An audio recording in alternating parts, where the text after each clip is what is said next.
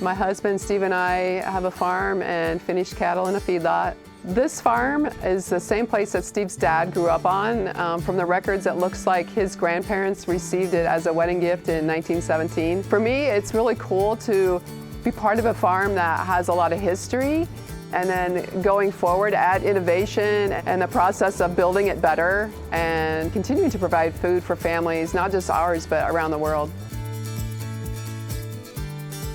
Technology is giving us more information, and it helps us make better decisions and reduce costs, I believe, too, because if you're not just doing a blanket approach of how you're approaching a problem, then you can just target where the problem is and fix that. I grew up on a little family farm raising corn, soybeans, and cattle. I saw a lot of struggles with technology deployment at our farm, and so through school and being able to get experience in that area, when the opportunity came up to work out here in Nebraska, I was really excited to take that opportunity. I would say the average person would be pretty shocked to see what farmers can do. You know, literally we have tractors that are able to drive themselves today. There's a lot of technology around irrigation management used here, a lot of variable rate applications of seed and fertilizer. Nitrogen's one of the biggest areas that we focus on here because we have some environmental issues related to that. There's a lot of technology out there that can help farmers manage nitrogen better.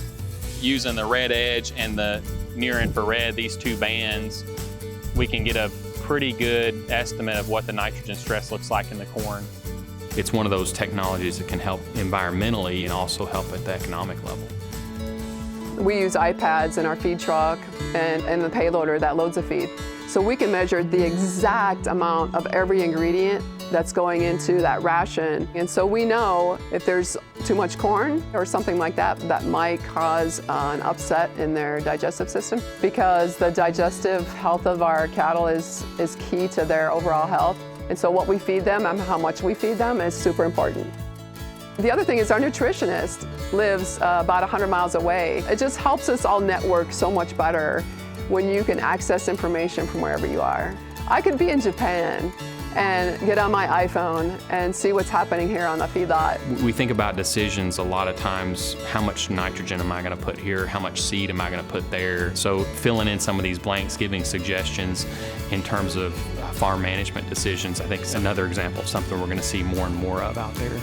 I just expect technology to continue, because I think farmers are always trying to figure out new ways to do it better and more efficiently. And with a labor shortage, we have to figure out ways to do it with less labor too. It's the imagination that will help us figure it out and drive it.